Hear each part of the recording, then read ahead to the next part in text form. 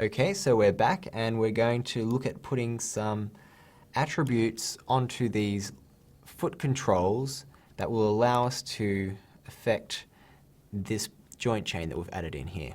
So what we're going to do is foot control, shift select the right. We'll go along to modify and add attribute. And we're going to add in a couple of these here. So the first one that we're going to add is the, we shall call it heel roll, and keep it as a float value as keyable. We don't need to worry about minimum and maximum. We'll click add.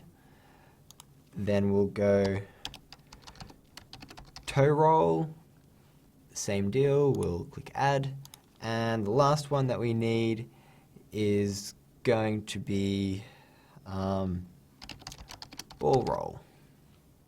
And click add, and we'll close that window.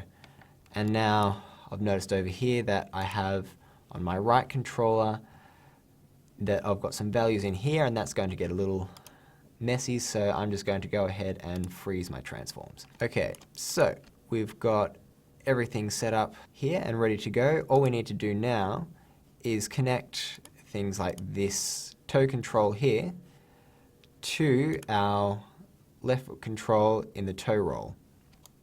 So to do that, we're going to come across to Windows, General Editors, and we'll go to the Connection Editor. That will bring up this little dialog box here. So what we want to do is we take the controlling object and we hit reload left. So that's loaded up everything there is to know about our foot control. And then we want our toe here. So this is our reverse lock toe, and we're going to put that into the right hand side.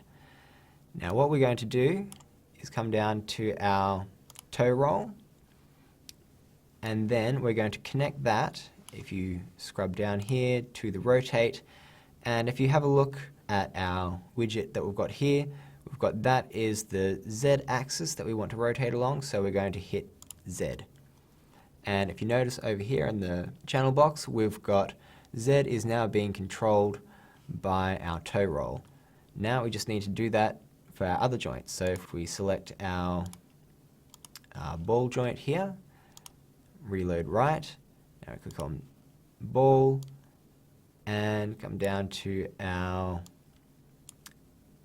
go ahead and find our rotate, and we connect the Z rotation there, and you see we've also brought in that connection. And now we'll be wanting to also add in the heel roll. So we'll come across here and reload right.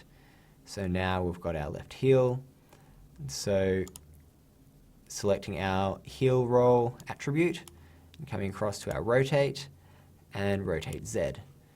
Now, this may have just gone over your head as a whole lot of extra things to click, but what actually happens here is once you connect the heel to the rotate Z of that heel, if you come across to the foot control and select the heel, and if you drag with the middle mouse in your screen, you'll actually scrub up and down in that attribute. And so you'll see that attribute is actually controlling the pivot of the heel and everything else that goes above it, like the knee and whatnot. So we'll put that back to 0, and we'll just go through and test these other joints. So middle mouse drag, and the toe is working nicely.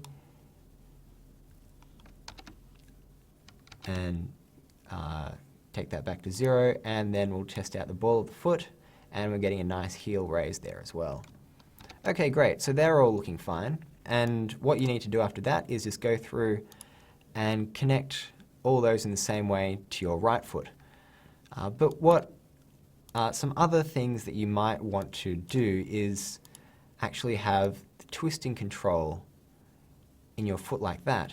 And I mean, it's going to be very useful whilst animating, so we're going to have a look at chucking that in as well.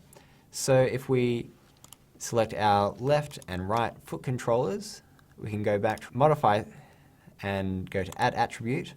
We can make a new attribute called toe pivot. And again, we don't need to add any extra values here. We want it as a float. We want it to be keyable. So we're going to go OK. And that's added another attribute on the end of these here. So I'm going to go back and reload left, because at the moment it's still got all the old things there. And now if we just hit reload, we find that it's also got toe pivot. If we go to our toe joint and reload right, and come down to our rotate, and we notice this time we're looking for the rotate Y. So we'll just click on that, and that's created the connection. So now, when we come back here, we can click on our toe pivot, and that will actually pivot the toe on the spot, which is exactly what we need it to do. So I'm going to go ahead and undo that. And so once you've gone and set that up on your other side of the leg, then that is your basic foot control setup. And after this, you would of course go on to attaching it to geometry and would be ready for animating. We'll look at that in later tutorials.